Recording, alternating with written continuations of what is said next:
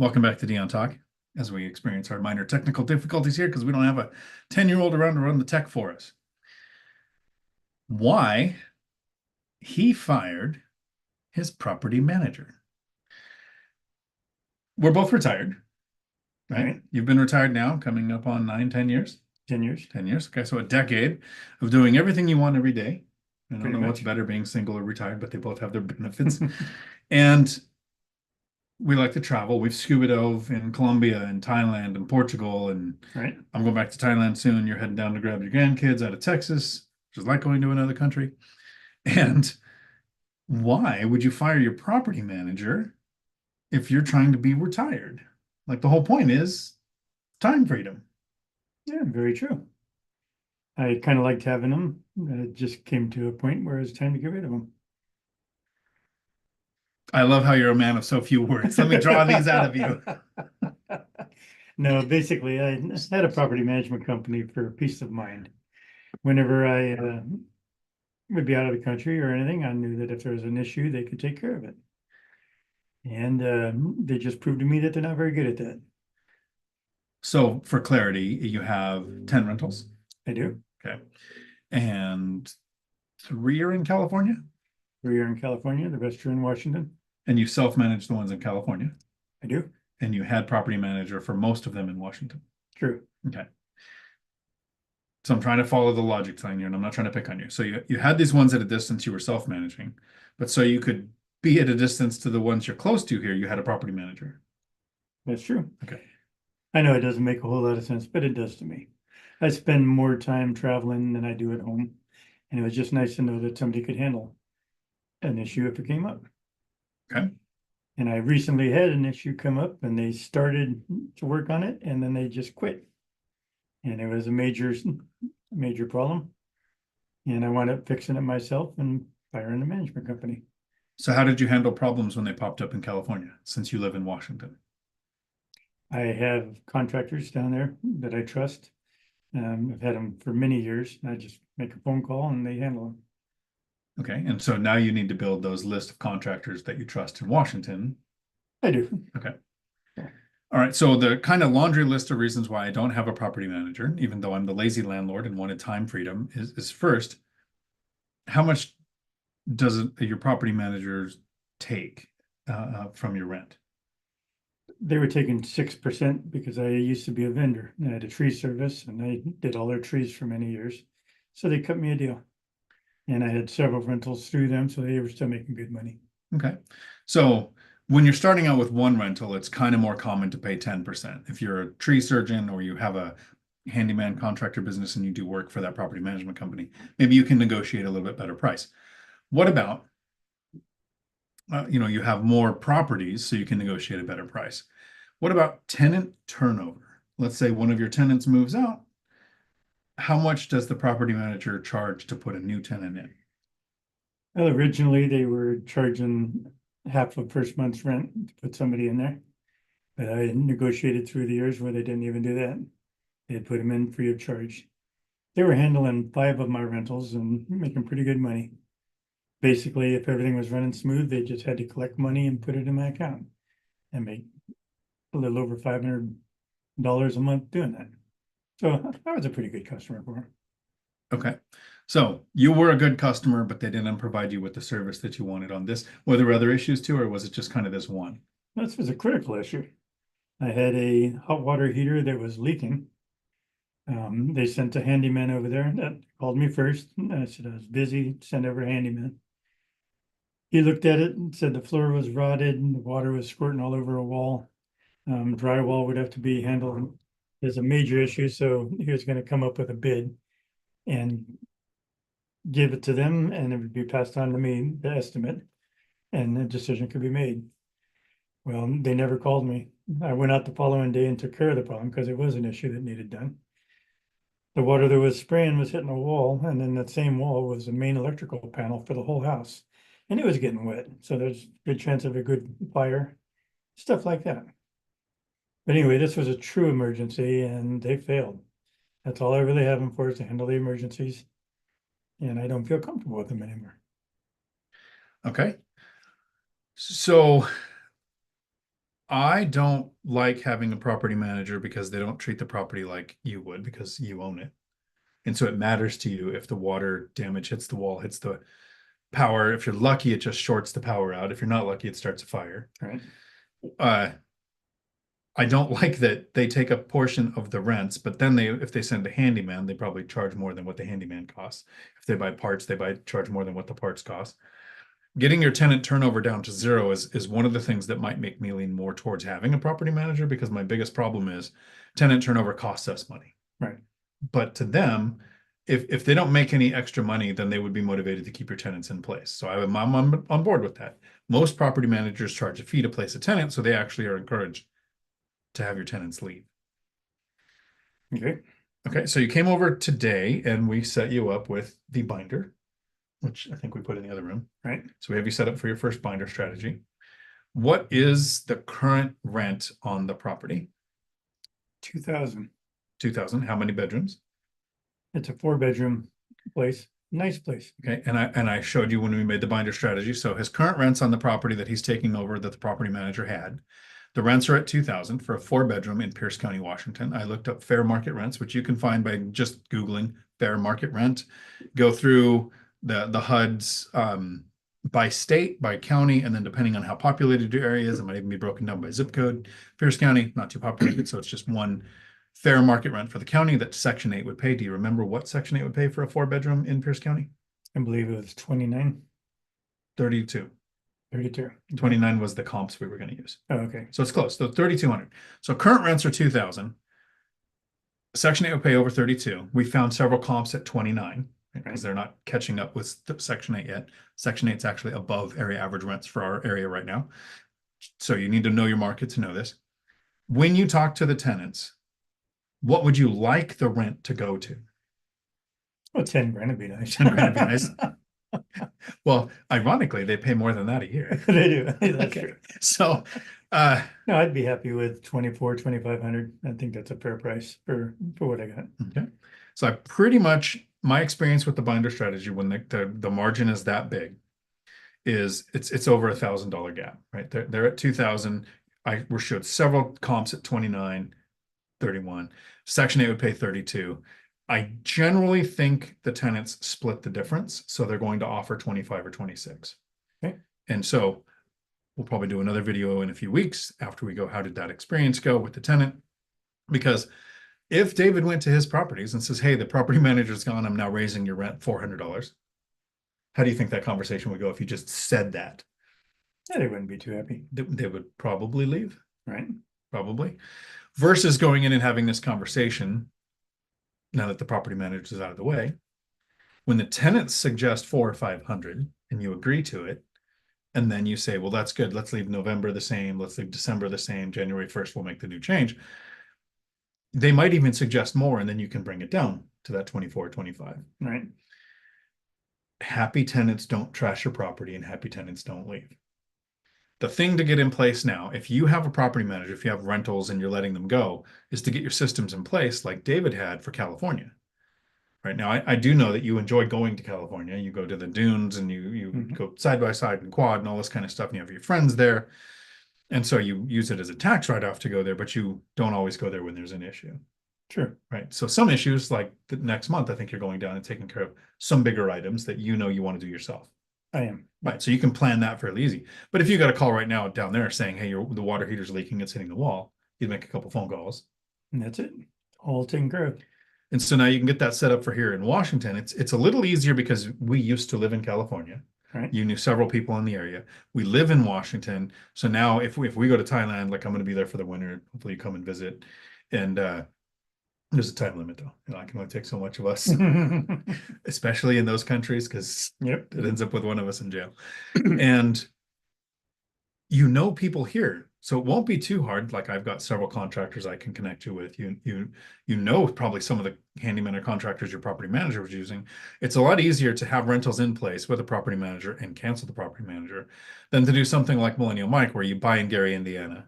He uses a property manager. It would be very hard to just buy there and not have a property manager, not have any systems in place, and not know any of the locals. So I have a really important question for you. Okay. Who are you voting for and why? That's none of your business.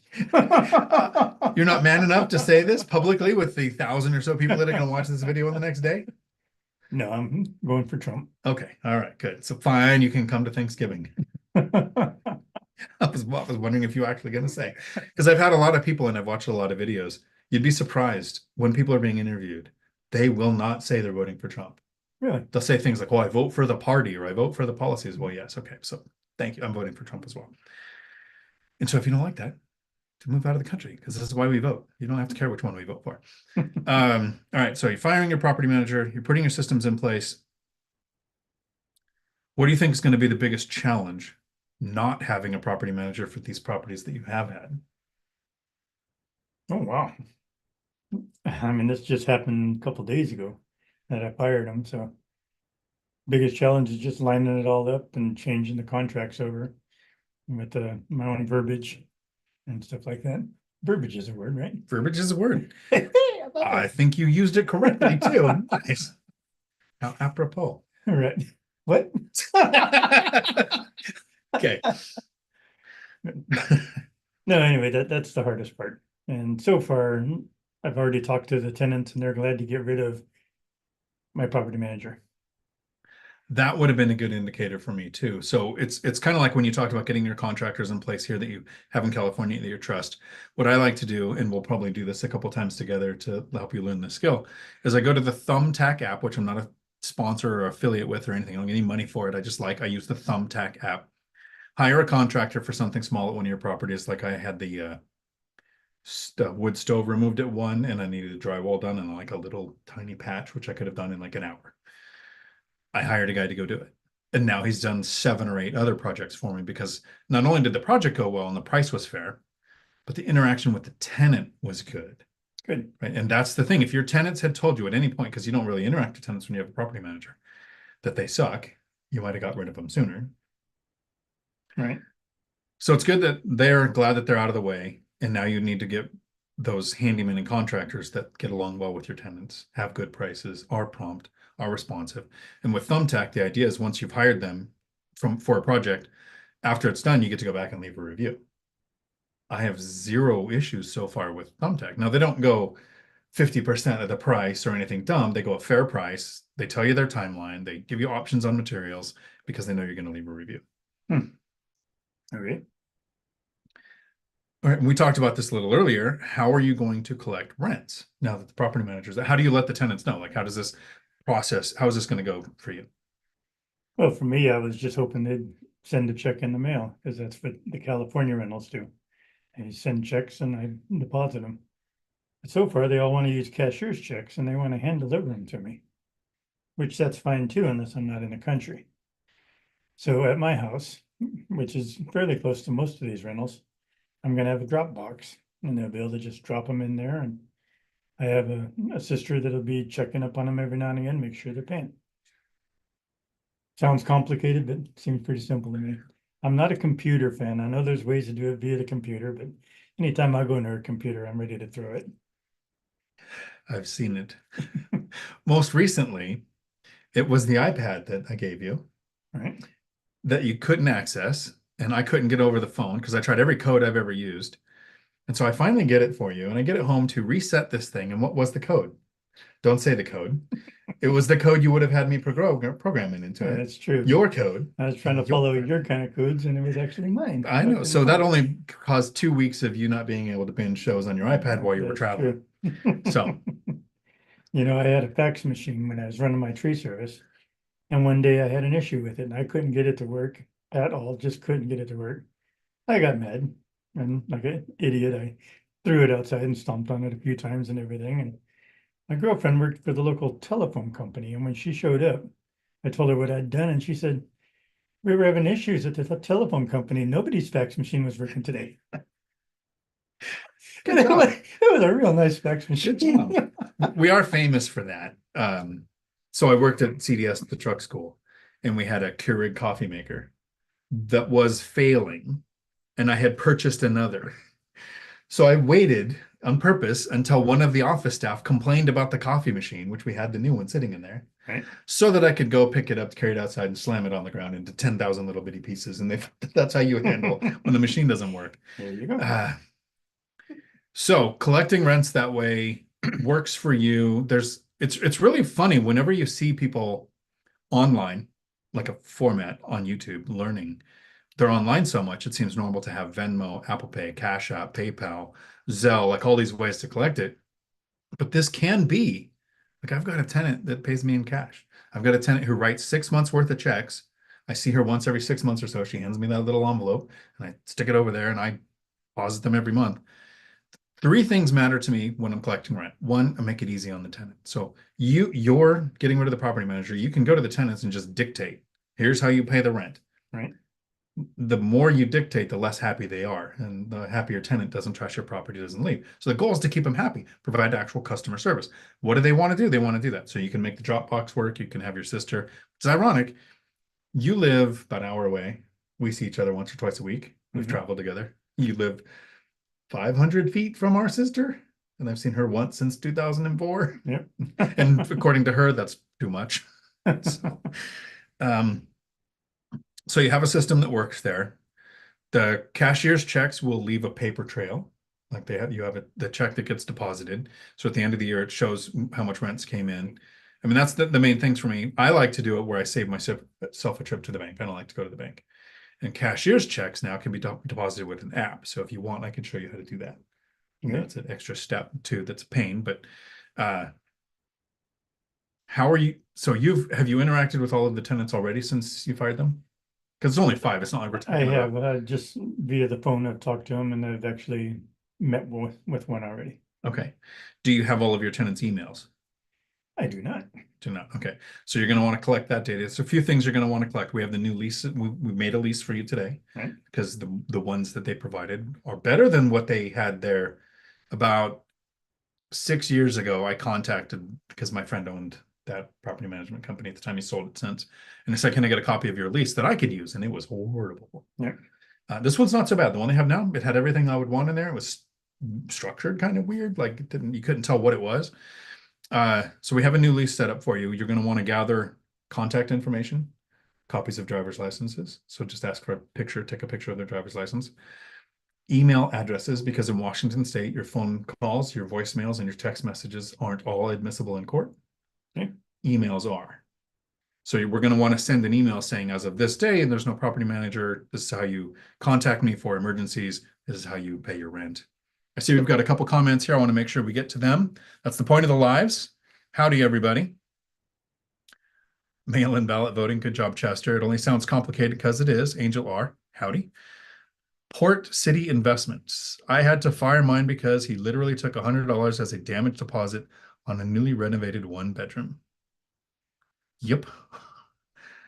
Greg B, I'm guessing taking a credit card for rent is a big no-no. No.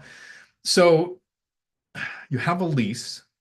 The idea of being defrauded through PayPal, Cash App, a check, you can go to your bank up to 21 days after a check is deposited and say, I want my money back. So there's all kinds of ways you can be defrauded. I am interested, I think Hemlane's got a way for tenants to make a payment that can be reported for their credit score. So consistent rent payments can help your tenant's credit score, which I'm okay with. That to be a good thing. I'm not set up to take credit card and I wouldn't want the fee. So if there's another way to do it, maybe. Lumberjack, instead of driving to your house, you could give them a deposit slip so they can deposit directly to your bank, and you don't have to then to go to the bank to have someone watch for you. You just look at your account. So we talked about that earlier. Sure. I didn't see it, but is your hesitation sharing your bank account number with your tenants? Pretty much. Yeah. I like to keep So it private. Matt, David's never seen a check in his entire life, and he doesn't know that when you write a check, it's got your routing number and bank account number on there, and everybody has access to it. So he doesn't want his tenants to get those. Don't hit me. Don't you hit me. I see it coming. Matt, do you have any brothers that you punch once in a while? Once in a while. So I totally get it. Sometimes you can make a form, go to your bank and say, can I get a form so that somebody can make a deposit into my account without knowing the account number? Then they might have it. And so they have to go to the counter to make the deposit. Right. That does save something. But Matt, it was the first thing we talked about earlier. Is I said you could just have them go, but then they have to have the account number. And 1984 called back, wants their opinion back from you. No. So As long as you're comfortable with it. Because here's the cool thing about financial freedom. I have a live coming out probably tomorrow on this, on the superpower of financial freedom. And one of them is, it's not the superpower, but it's one of the powers. Money doesn't matter. It just doesn't matter. How many times have you gone home and seen a check laying on the counter from some time in the last few weeks, and you think, oh, I should probably deposit that?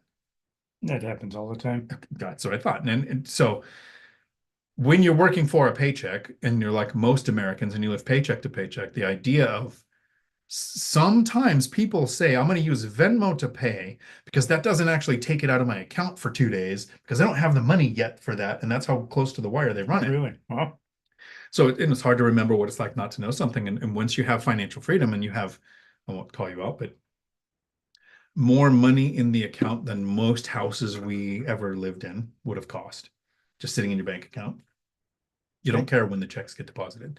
So, and one thing you never want to be doing as a landlord is waiting to make a mortgage payment because you need the rent to come in. You should always have more money in your personal emergency fund, and then you should have more money in the reserves than all of your mortgages or taxes or insurance or any expenses that can come out.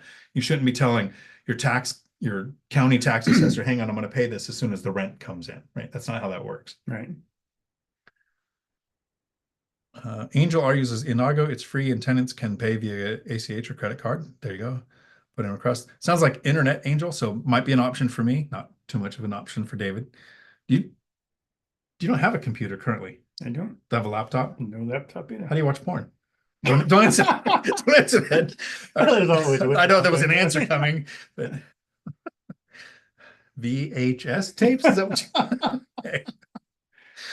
No, I just don't. Just don't.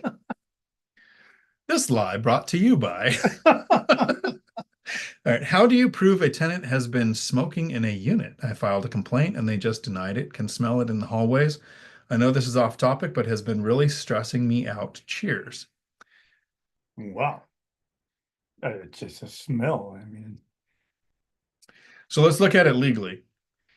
If in your lease it says no smoking in the unit, right? First off, once they start smoking, you're going to have to do smoke remediation, and that's a lot, right? You're going to remove all the blinds, any curtains, remove the screens, they retain the scent. You're going to have to vinegar dilution, wash the walls, remove the flooring, renew flooring, sacrifice a goat, paint everything, put in some kills paint, run an ozone machine. Like, it gets pretty expensive. he's done the same thing for some of his girlfriends. It's a little saging going on to get rid of them. So Go ahead. I'm gonna hit you too. This goes both ways. If I have there's a lot of weapons here. All right. Where was I going? So take care of the smoke. So the damage is done once they're smoking. Yes, the walls can be a little harder with the tobacco buildup, but if the smell's already there, you have to do everything after a week versus after years. So do you want them out right away? That'd be the thing. But if you go to evict them, what you need is articulable facts. Anything that you can say in court. You don't want it to be, I said, they said.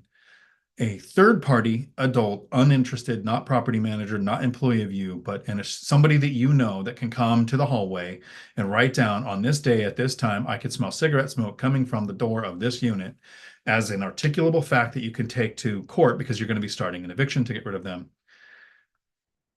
It sucks. Like, I think I'd rather have a meth lab in one of my properties than a tenant smoking in it, but it happens.